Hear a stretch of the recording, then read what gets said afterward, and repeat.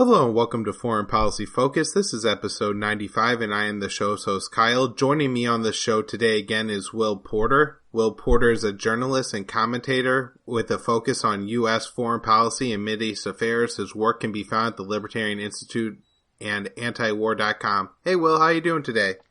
Good, Kyle. Thank you for having me on. I always appreciate you inviting me on your show. Yeah, no problem, Will. Actually, yesterday I was listening to Trump's speech on the UN and was so outraged by it, I had to text you and see if you were listening to it, and I think you were reading it at the time, so I was like, well, I was going to do a reaction to the show on it, so it made sense to have you on. Yeah, it's perfect. So that is what Will is here for today, is to discuss Trump's speech to the UN General Assembly. This is Trump's first speech to the UN General Assembly, and I'm not sure if there's anything general you would like to say about it, Will, or any just general observations to make about the fact that he gave the speech. Yeah, I mean, I could just say a couple things. As par for the course with any political speech, this address was full of a lot of empty platitudes and slogans and stuff. But there actually were a few points of substance in here, and there's other stuff that's worth commenting on. So, I don't know. I think it's interesting to get into it and pick it apart. I definitely think so as well. I felt like most of the speech was either, like you said, empty platitudes or just the general Trump gibberish of, great this and these people that, or very hawkish, scary statements that need to be talked about. Yeah, absolutely. All right, and speaking of the empty statements, that's kind of what he started the speech with. He talked first about the hurricanes and then said the U.S. economy is doing very well, talking up the Dow Jones. The next part was, where we get into foreign policy, and I think the bulk of this speech really was about foreign policy. And Trump says the U.S. economy is doing so well that we could spend $700 billion on our military. And so I thought there was something just very ironic and incredibly ignorant on the part of Donald Trump. Like, what was he thinking here? Do you have anything about that, Will? Yeah, it's a little funny to hear him boast and brag about how much we're blowing on the military. Just because during his campaign, he kind of talked about wasteful spending and how we're, waste, fraud, and abuse. He's going to rein all this in. And now here he is boasting about the hundreds of billions of tax dollars we're spending on, wholesale destruction in the Middle East and elsewhere in the world. Yeah, absolutely. And the fact that the United States continues to go into debt. It's not like we have all this extra money in the treasury and we're looking for something to waste it on. Yeah, certainly not. Then Trump mentions that we need all this weaponry because there are bad people who want to destroy the world. And I think this is where we really start to get into the more important details of his speech.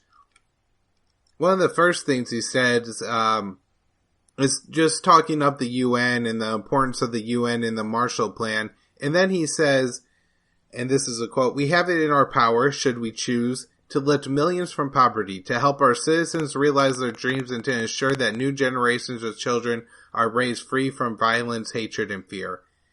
I know you took a note of that quote. Will, what did you think of it? Yeah, I think it definitely just shows, and I know he didn't write the speech, he had speechwriters doing it for him, but I think it still shows sort of his ideological leanings shining through with this rhetoric. I'm not personally a conservative here, but it should be pointed out that this quote where he's talking about lifting millions from poverty and helping citizens realize their dreams and ridding the world of hatred and fear and stuff, this is super progressive kind of rhetoric here. This is left-wing rhetoric. It expresses a profound faith in large institutions like the UN and government and what they're able to accomplish. And real conservatives are supposed to be skeptical of those kind of things. Our government certainly has tried to achieve all the things the president's talking about with eliminating poverty and stuff, but it hasn't really worked out as well, especially if we're talking about the welfare state, which I don't think Trump is in favor of the welfare state either. So it's weird to hear him say how we're going to lift millions out of poverty if we so choose. There was another really progressive quote in here too, where he says, "All responsible leaders have an obligation to serve their own citizens, and the nation state remains the best vehicle for elevating the human condition." No conservative worth his salt would ever charge the national government with the task of perfecting mankind or elevating the human condition. These are very leftist kind of positions here. Absolutely. And kind of on the platform where we had Trump running, which was anti-globalism and all this other, American first kind of stuff, then we have him coming out and saying like the UN, this worldwide body, has the power to achieve all these things if we all commit to it. It just seems odd that somebody with those beliefs would then endorse kind of the worldview of the UN. But at the same time, in the same speech, Trump very quickly switches to saying things like, we do not expect diverse countries to share the same cultures, traditions, or even systems of government, but we do expect that all nations to uphold these two core sovereign duties, to respect the interests of their own people and the rights of every other sovereign nation. And so and then he said things about America first, and this seems to indicate a much more, not non-globalist worldview that all these countries should be doing their own individual things. And yet, right before, he was advocating for, the world all uplifting itself up. Yeah, it's very strange. He kind of straddles the line between nationalism and globalism. And in another part in the speech, he says the U.S. must reject threats to sovereignty from Ukraine to the South China Sea, which means we must be the world's police force. And so we must be this internationalist, huge global agency, basically. And so he's straddling the line between internationalism and nationalism there. And he also in the speech speaks of foreign policy realism, which is typically people who advocate for realism are more restrained. They're sort of less interventionist. But Trump himself seems to subscribe to some kind of Wilsonian interventionism. And the people who favor that worldview typically want to use the government and the military to spread peace and prosperity. And Woodrow Wilson himself summed this all up in the slogan, making the world safe for democracy. And you can just see that slogan all over this speech, making the world safe for democracy. And it's very weird how he straddles the line between these two things. And it's also worrying because the Wilsonian interventionism is the same kind of ideology that drives the very worst hawks in both the neoconservative right and the liberal interventionist left. It's sort of like a core tenet of the bipartisan foreign policy consensus. And it's like a main, I would say it features prominently in this speech, this kind of Wilsonian idealism. Absolutely. And you did a good job of pointing it out. And I just want to highlight one of the things that Trump says that nobody is really talking about today was that he talks about protecting sovereignty and then points to two examples, and that being the South China Sea and Crimea. Both of those issues being very important to the two other big world superpowers being China and Russia, of course. The official United States position is that Russia kind of stole Crimea from Ukraine, which, of course, me and Will have debunked on past episodes of the show where we detail how the people of Crimea chose to leave Ukraine after a Western coup tried to move the Ukrainian position closer to the West over Russia. Yes. And then in the South China Sea, we, of course, have China claiming pretty much, I think they claim most of the water rights to the South China Sea. They say this is all ours. And there's a lot of disputes that go on in these international courts because it seems to be that kind of the agreed upon treaties by at least all the other countries wouldn't have China controlling all that. But then China's building artificial islands out there. And the United States thinks it has something to say about China and the South China Sea, when really this should be a fight between China, the Philippines, and Thailand and other countries who may have a legitimate grievance against their neighbor, but it doesn't necessarily mean that the U.S. needs to commit to that. But this seems to indicate that Trump continues to hold those very dangerous positions and could prove to be conflict between world superpowers one day. Absolutely. And if I could just say one more thing about America First. Trump, in this speech, makes reference to America First a whole bunch of times, and I already kind of mentioned how he straddles the line between internationalist and nationalist. However, at least in foreign affairs, this president has already pursued, and at times actually doubled down on, many of the disastrous, I would call them America Last policies favored by the prior two administrations. And so just in Trump's only been in office for less than a year, and we've already seen escalated military involvement in Iraq and Syria, and with even less transparency there than we got from the opaque Obama administration. We've seen continued aid to the Saudis and their allies in their ongoing slaughter of the people in Yemen, which is the poorest country in the Arab world. We've seen attempts to scrap the nuclear deal with Iran, which I think we'll talk about. We've seen some unprecedented hostility flying between the administration and North Korea, and this list just goes on. And all the above only serves to weaken and bankrupt our country and risks more unnecessary conflicts, the type of conflicts that Trump said he would not get us involved in. And so it's really odd to hear him say America first so much, but then consistently advocate these America last policies. Absolutely, and great job, Will, identifying all those different conflicts that Trump has really escalated since he took office, not even maintained. He's really ramped up the hawkish foreign policy that candidate Trump, at least to some extent, ran against.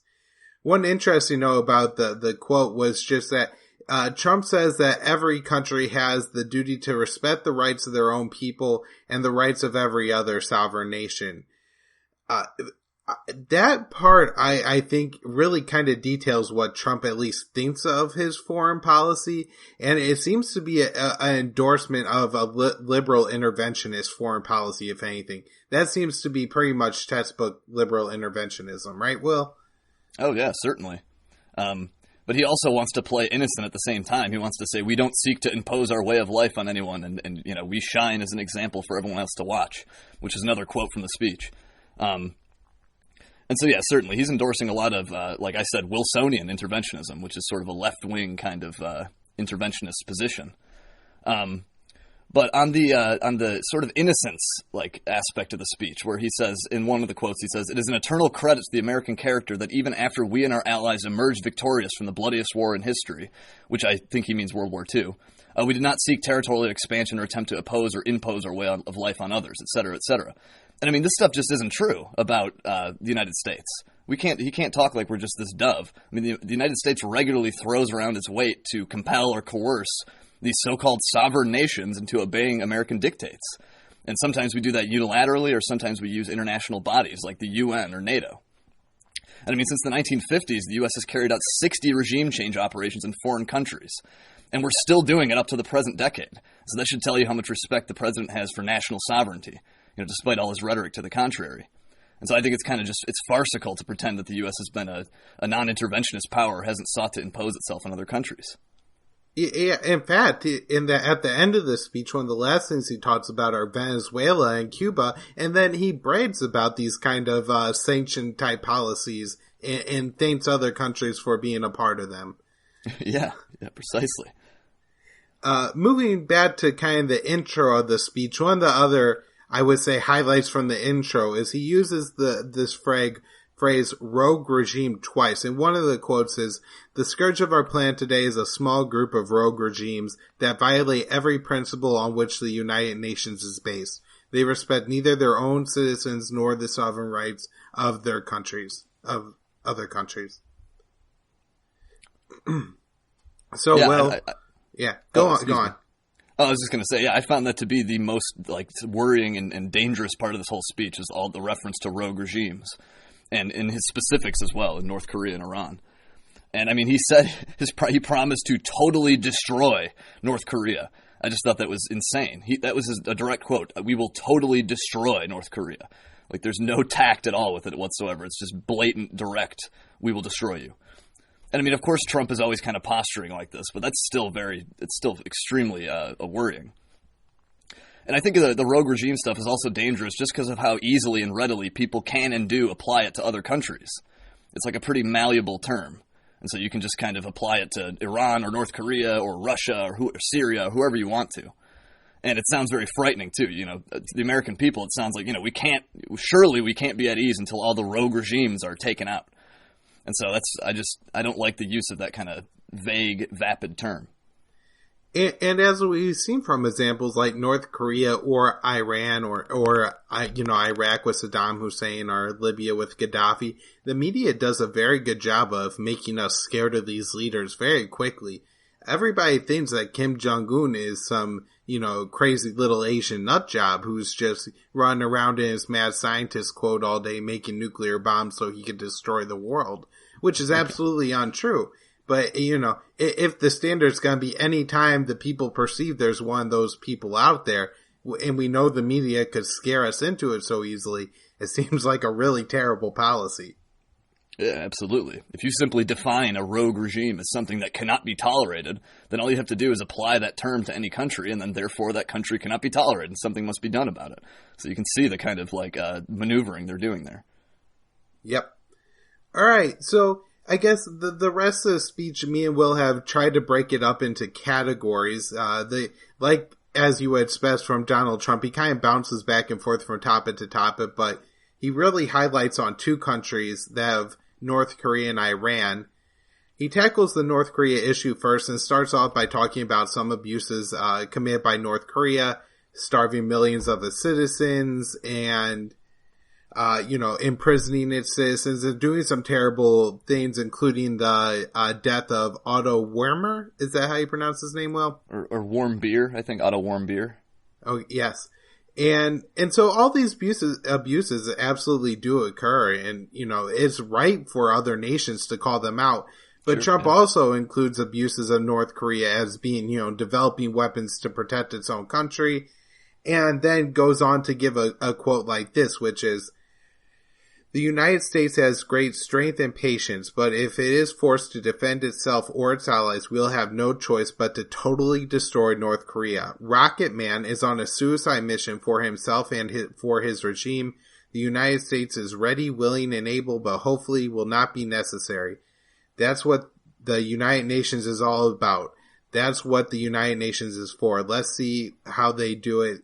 It is time for North Korea to realize that denuclearization is the only acceptable future." I know you have an awful lot to say about that quote, Will, so I'll let you take your shot at it.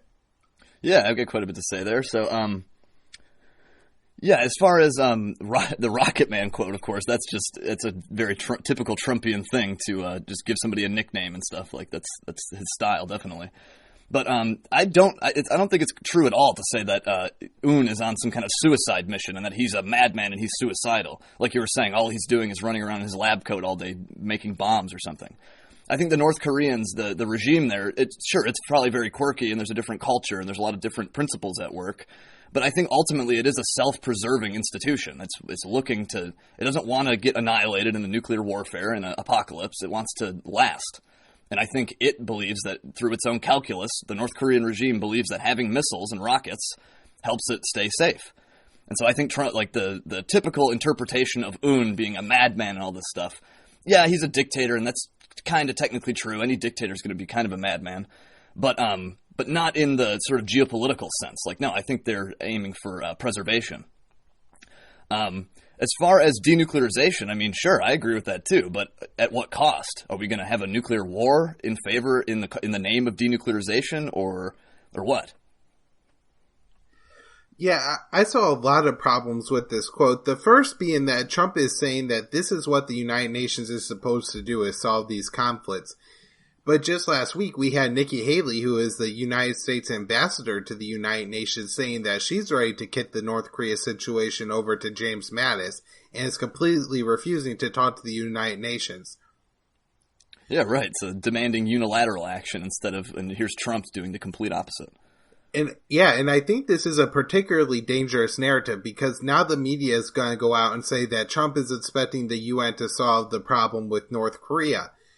But at the same time, we already know that Nikki Haley, who is, the one at the UN working with North Korea, is absolutely refusing to do so. And so it seems like a situation where in 6 months, the media is going to say, well, they tried to do something through the UN and nothing could get done. So time for the U.S. military to take a crack at it.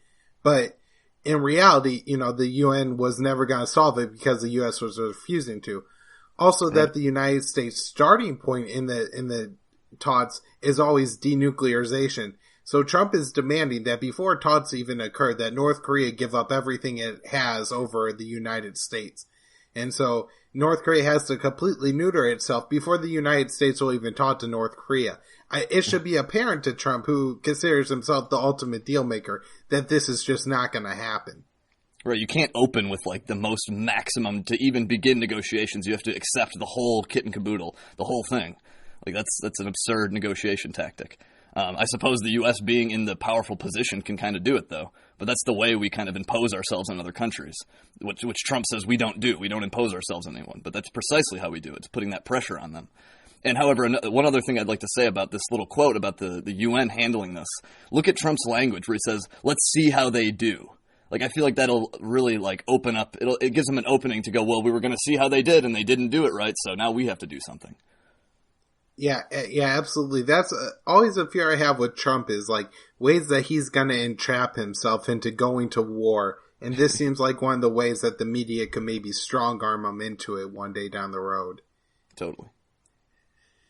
Did you have anything else to add about Trump's statements on North Korea? I don't think so. I think that covered everything. All right, now we'll move on to Iran. The first thing to mention with Iran is just how he transitions from North Korea to Iran. He's talking about how terrible North Korea is, and then he says, and just like North Korea, we have to deal with Iran. Trista Parsi, who's kind of an expert on Iranian affairs, wrote an article in The Guardian just saying how disturbed he was by the fact that Trump routinely in the speech conflates North Korea and Iran, and how dangerous that is. Will has already alluded to this a little bit when we talked about the what was it? The rogue regimes. The rogue regime. Sorry, I'm looking at his quote here that says reckless regimes. And so here's actually how he makes the transition. We face this decision not only in North Korea. It is far past time that the nations of the world to confront another reckless regime. One that speaks openly of mass murder, vowing death to America, destruction to Israel, and the room for many leaders in this and nations in this room. And he is, of course, talking about Iran. Yeah. Yeah, it's a very frightening part of the speech. Absolutely. And it's very interesting that this is right after Trump, says we'll totally destroy Iran, then complains that Iran openly talks about mass murder. Yeah. He's like, now that I have you terrified, let me now talk about Iran as well. Absolutely.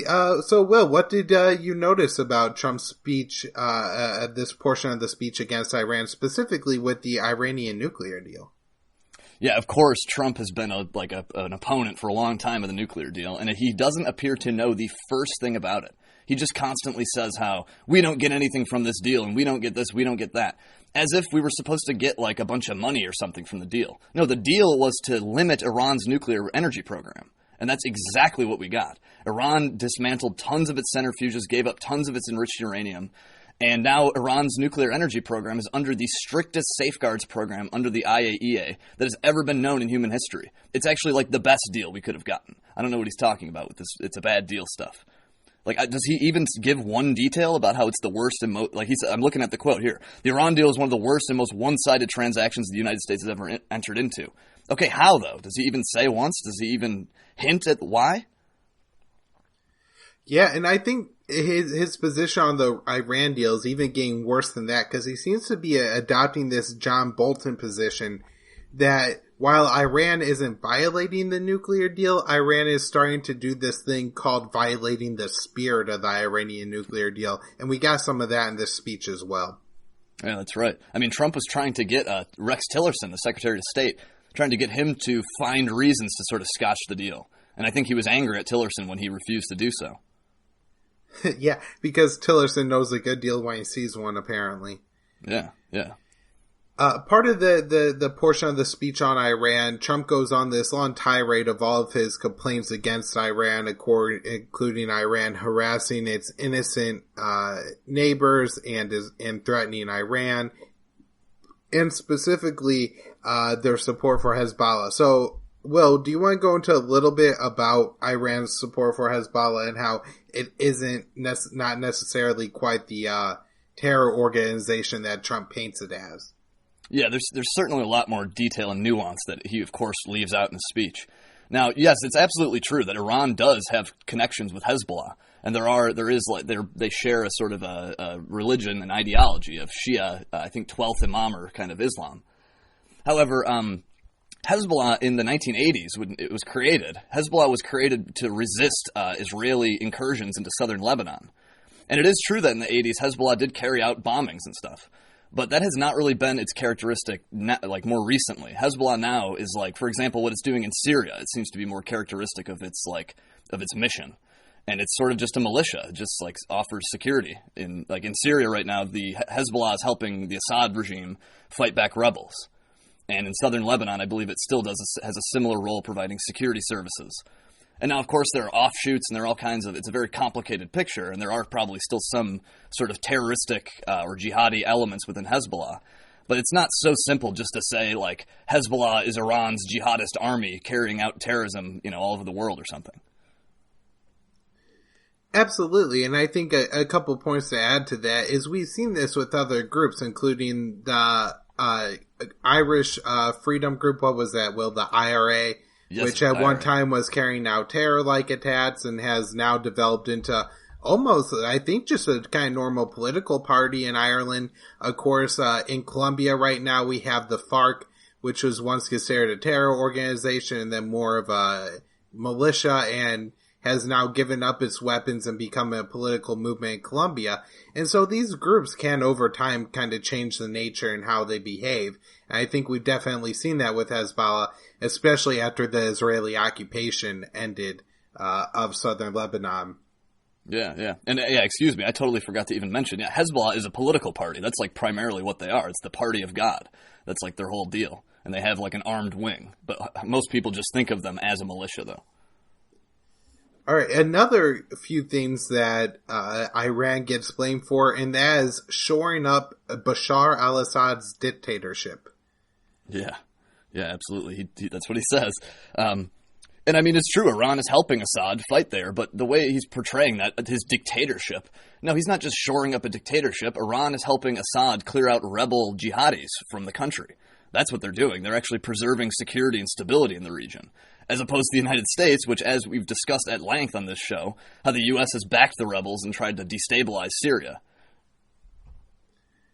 Yeah, absolutely. And also calling it a dictatorship, he in the beginning talks about sovereignty and all of this. Well, there was an open, election in Syria today. At least part of the country would definitely vote for Assad to retain power. I often hear he has a plurality of support of the Sunni population, and then has a majority of the support of the other sets, Alawites and the Christians and the Druze and everybody else. So it's not necessarily that Iran's doing anything wrong. In fact, according to Trump's principles, Iran would be acting in the position that the UN should be acting. Yeah, without a doubt. I should say, too, like, by my own standards as a libertarian, Assad is a dictator or whatever. But no, there's some semblance of, like, a democratic process there. Like, when I talked to a young man from Syria who lives in Latakia City, Mohammed Sakr, he told me about how, there's a democratic system and he thinks Assad is legitimately elected and stuff. So certainly some Syrians, tend to think so. All right. Thanks, Will, and sorry about the background noise there. The other thing that Iran gets blamed is fueling Yemeni civil war, and I know you already briefly touched on that, Will, but is there anything you'd like to add to what Iran's role in Yemen's civil war? Yeah, of course. Iran's role is nowhere near what's alleged. They might have some small involvement with the Houthis, that's a rebel group in Yemen. However, the United States has had the greatest role. Like, if the United States weren't involved in the Yemeni war on behalf of Saudi Arabia and their coalition, there would be no war. And so as far as who's destabilizing the region and who's not, I would say the United States and Yemen is absolutely the culprit there. Yeah, in fact, everything he blames Iran for here could much more, I would say accurately, be blamed on Saudi Arabia, whose, fueling of the jihadist Syrian rebel factions is creating the most problems in Syria right now. And their air war against the people of Yemen is fueling more of the war there. Maybe you could hope they fight to a stalemate or something and just break the country in two, but that's not going to happen with Saudi Arabia insisted that there one day be a, Saudi loyal sock puppet on the throne in Sana'a. Yeah, that really lays bare so much of the stupid rhetoric about, fighting Islam and fighting jihadism and stuff. Like, America's alliance with Saudi Arabia. It's just like, you can't look at the rhetoric and then look at that relationship and not see contradictions. It's obvious. Trump standing in Saudi Arabia talking about how we're going to fight terrorism. Meanwhile, the biggest backers of terrorism are standing right behind him. Absolutely. And in fact, he even mentions that in his speech. He says, the Iranian regime's support for terror is a stark contrast to the recent commitments by many of its neighbors, and then explicitly cites Saudi Arabia. So it's just amazing that the guys who are backing the groups who, committed 9/11 and commit all these terror attacks in the West, right? It's always ISIS and these, Sunni-linked Wahhabi jihadist groups that are carrying out the attacks. It's not members of Hezbollah. It's not these people fighting for Iranian-backed militias. It's people fighting for Turkish and Saudi Arabian and Israeli and UAE-backed jihadist groups. Yeah, absolutely. I don't delve into the Sunni Shia personally, but I'm just saying it's usually Sunni groups. That's Al Qaeda and those type of jihadi groups tend to be Sunni groups that are backed by Sunni Gulf monarchies and Turkey and Israel, like you said. Yeah, absolutely. And that's, not to say that the Sunnis are worse than the Shia or anything like that. Yeah, exactly. It's just the irony of Trump's attacks. I really don't have the side, pick a side in the conflict and don't understand all the differences between the two groups. But it does seem that when the attacks come, they come from groups allied with our allies, which is kind of odd. Yeah, certainly. Absolutely. Trump doesn't talk too much about terrorism in this speech, other than when he's talking about it being linked to Iran. There is one place where he says that the kind of countries of the world need to get rid of Al-Qaeda, Hezbollah, and the Taliban. Well, do you want to talk about just how that group of 3 networks that we have to get rid of is kind of interesting? Yeah, because they're all almost completely unrelated. He makes it seem like it's this axis of evil or it's this alliance or something. But really, you're talking about completely different networks of power. The Taliban is an Afghan, I think, is it a Pashtun dominated organization? Yeah. So that's a totally different ethnic. The only thing they have in common is, there's Islam. But they interpret it differently. So it's just... It's really, if we have to defeat all 3 of those groups, that's a huge project. That's taking on 3 completely different tasks all at once. It's not just one, you can't just do that all in one fell swoop. These are all in different countries, these are different people, different networks, different everything. Yeah, and in fact, in large part, Hezbollah fights against Al-Qaeda, especially, that's what's going on in Syria right now. Who do you think is fighting against Al-Qaeda in southern Syria and in the Idlib province? It's these Hezbollah-linked, Iranian-linked militias. It's not the United States or anything like that. In fact, we are backing these people. Yeah, absolutely. Yeah, people from Hezbollah and Al-Qaeda or the Taliban would not like each other. And then the other point I have on the Taliban would just be, Sky Horton has pointed out a couple times that Taliban has come kind of just the name of the Pashtun resistance to the American-backed government in Kabul. And so calling that a terrorist organization is kind of inaccurate and would create a lot of problems, because then you're basically talking about having to commit genocide of the entire Pashtun population to get rid of the Taliban. Since anybody in Afghanistan who resists the American occupation is labeled the Taliban. Yeah, totally. You have to be careful with the terms, with calling people terrorists and stuff. A terrorist is not the same thing necessarily as an insurgent. An insurgent is somebody who's resisting a more powerful force. A terrorist, that's a specific tactic, And so insurgents who are resisting an American occupation, they're not necessarily terrorists. They could just be, like you said, local dudes from the neighborhood who have their rifles and stuff, and they just get labeled the Taliban and as terrorists. And yeah, like you're saying, if we have to defeat them, that means wiping out the whole population, because that's who they're labeling as the Taliban. Absolutely. Trump made a couple brief statements on the subject of Afghanistan and the Islamic State. In Afghanistan, he just talks about how the U.S. has a new war policy there, and only outlines the 2 policies I already highlighted in his Afghan war speech. That is, the United States is not going to have time-based troop levels, and that the United States is going to loosen up the rules of war. And he somehow thinks this is the magic recipe to suddenly win the war in Afghanistan. As far as the Islamic State goes, he says that the United States has made more progress against the Islamic State than in years and years and years under the Obama administration. I thought that was kind of funny. I was curious as to if that was what speechwriters put in or if that's what he put in, because he makes it sound like the United States has been fighting the Islamic State for years, but the Islamic State really didn't take territory till what, Will, like 2014? Yeah. He's making it sound like it's this old group from like the 1900s or something. And then Trump moves into talking about Bashar al-Assad. His quote on this is, "The actions of the criminal regime of Bashar al-Assad include the use of chemical weapons against his own civilians, even innocent children, shock the conscience of every decent person. No society can be safe if banned chemical weapons are allowed to spread. That is why the United States carried out a missile strike on the airbase that launched the attack." It's funny, he's still trying to justify this. This is months ago. It was one incident. He's still talking about it, like talking it up, like, oh, it was great, we had to do it. But, of course, there have been several claims about the regime of Bashar al-Assad and the use of chemical weapons. Two in particular. There was one in 2013 in an area around Damascus called Ghouta, and there was one in a town I think it was in late 2016. Or was it earlier this year or late 2016? I'm mixing up my dates now. It was early this year. I think it was April 4th. Yeah, that's right, in Khan Sheikhoun. Yeah, my bad. However, an investigative reporter, we've actually talked about both of these incidents on this show, but an investigative journalist named Seymour Hersh has really kind of taken the administration to task on these claims, and especially the Khan Sheikhoun one. More recently, it was a piece at a German newspaper called Die Welt. I think it's called Trump's Red Line. And if you look that up, you'll pretty much get all the details about, like, debunking the claims about Bashar al-Assad and chemical weapons. All right, and thanks for debunking that, Will. That is a common lie that we continue to hear over and over again. It's been long since April 4th, but the claims that Bashar al-Assad used chemical weapons never end. Yeah. I think how he gets away with saying no society can be safe if banned chemical weapons are allowed to spread.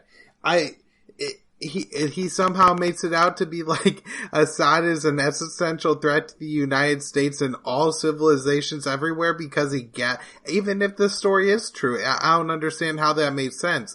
But seems to be something that Trump believes, that using chemical weapons are this unique kind of evil, when he regularly advocates for, using nuclear weapons against North Korea. So I don't know, that just bothers me quite a bit.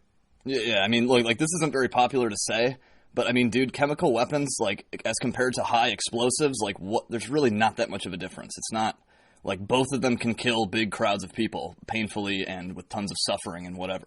There's not really a huge distinction between using a chemical weapon and exploding someone's body with a munition, Yeah, and if you don't think that conventional weapons and bombs are painful, everybody should check out Nasser Arabi's Twitter feed. He does a pretty good job of documenting all the strikes against the innocent people of Yemen, and you'll see these explosives, they tear bodies apart, people get trapped under the rubble and crushed to death.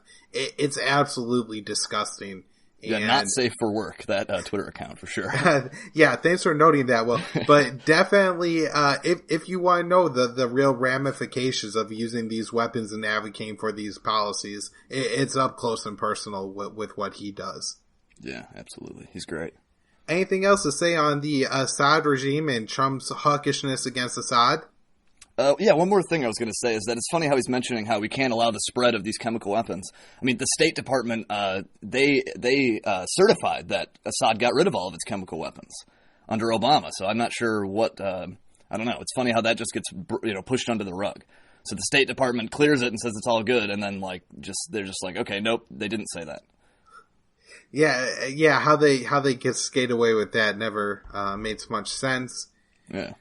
I think that was kind of the end of the meat of the speech. It goes on to a little spiel about refugees and how the United States and the UN should take care of refugees closer to their home countries, and then pits on two countries, Cuba and Venezuela. He talks up how important sanctions are in both countries, and then takes some shots at communism, and I thought that was kind of interesting. Do you have anything to say on any of those three topics, Will? Yeah, just a few, basic comments here, my opinion. The refugee thing, I actually kind of agree with that. I think it's probably a better idea to handle those issues closer to the locality, Because I think a lot of the refugees ultimately want to go home when they're done, as far as I know. So that's one thing, but I don't have really strong opinions on the refugee of how to handle that. Regarding Cuba, I don't want to keep the sanctions or the trade embargo or whatever, which I believe he wants to keep on Cuba until there's like fundamental reforms or whatever. So I'm not for that, but I do agree with him about socialism and communism. Of course, these are not good ideologies, though they're not also, we shouldn't use the existence of a socialist state as like a reason to be hostile and hawkish toward Venezuela, for example. We end up usually hurting the people more than the regime itself when we, behave that way. The same way when we impose sanctions on Iran. It doesn't hurt the regime, that hurts the people of Iran. Yeah, I would say for me the most interesting parts of these two statements are just that they were even in on Cuba and Venezuela. It would seem to me that on Cuba and Venezuela, there are examples of the United States attempting to change the regimes of people that may not, want to be changed and, respecting every country's sovereignty and everything. Yeah. And then he adds this in. It seems to add in a lot of unnecessary hypocrisy and irony to his speech. Yeah, absolutely.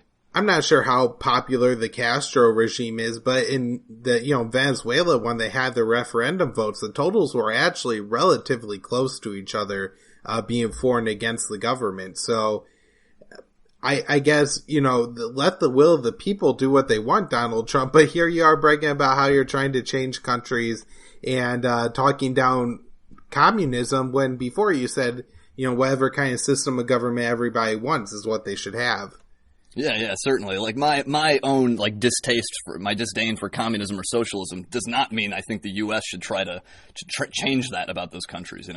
Like I guess they have the right to be socialist, even though I think it's a terrible system. But yeah, we shouldn't do anything to change that. Absolutely. And then we kind of get the ending of the speech. I would say it was about the last 8 minutes. Listening to it, it was hard to listen because it was just a bunch of Trump gibberish. He used a lot of buzzwords like justice, family, and sovereignty. Yeah. Will, did you have anything in the end of his speech that you found of note or worth sharing? Not particularly too much. Like you said, I read the transcript and I too was zoning out at that part. Even reading it, it's hard to read. Although something you noted earlier before we started recording was Trump's use of the term God. He used God, and I also think along similar lines his use of the term sovereignty. We're kind of wondering, is he trying to troll the UN here? Because the UN, they're typically not big on these terms of sovereignty, and a lot of them are very secular people. They're not for, this whole idea of God and country. They think that's sort of like an old, barbaric conservative thing. So I wonder if the end of his speech here is that he's trying to troll them a little bit. I don't know. Yeah, there's a few other things that made me think that. One is that before he gave this speech, he was answering a question a reporter asked about the speech. And he said that he wants to make the UN great. Not great again, but great. Kind of implying that the UN was never great. In this speech, he refers to Kim Jong-un as Rocket Man and talks about rogue regimes and insults quite a number of countries, Russia, China, Syria. And remember, this is a speech to the entire General Assembly. So when I was watching it, I think the coverage was NBC, and they would actually cut over and show a shot of the North Korean delegation, or I think Rouhani was actually in attendance, or they would show the Saudi delegation. And these people, remember, Iran is being called a murderous regime, and North Korea is being threatened to be wiped out. And there's North Koreans and Iranians in attendance to this speech. Yeah, just sitting there, with a terrible look on their face, I bet. And I definitely found the God bless yous at the end to be a troll. I think, Donald Trump was very much being making sure everybody knows that, this is the Christian, God bless you, I love you all. It just seems so unnecessary. In fact, my comment was, he says 5 God bless yous at the end, WTF, so. It was excessive, man. Very excessive. And you could just tell he's trying to lay it on thick. Just say God a lot. Yeah, we're Christians around here. God, God, God, God this, God that. All right, well, so that is kind of the end of Trump's speech. He ends with the 5 God bless yous. What was your overall impressions of the speech? Best, worst, anything you got? I gotta say, I agree. I actually agree with you when you said this is an important, or it had very significant to foreign policy. This speech definitely did have a lot to do with world affairs and foreign policies. However, I think it's extremely demoralizing to hear this president basically get up there and just recycle the same nonsense we've been hearing for 2 decades, at least 2 decades, about terrorist safe havens and freeing the world of evildoers and getting rid of all fear and terror and I'm very demoralized about that. Because on the face of it, Trump was elected on the premise that a lot of the current strategies and methods that we favor, especially in foreign policy, that those weren't working. And the same was true about Barack Obama, yet neither of these people have been willing to stray very far from what Obama had called the Washington playbook. And so both of these guys run on platforms of, getting away from the Washington playbook, and then of course that's exactly what they do. I mean, it's just what happens every single time. And so I think Trump he'll dabble around the edges and make minor cosmetic changes in policy, but you can just see it shining through in his speech here. All the rhetoric, all the principles he seems to favor, it's just the same old bipartisan consensus, and it seems to really be firmly in place.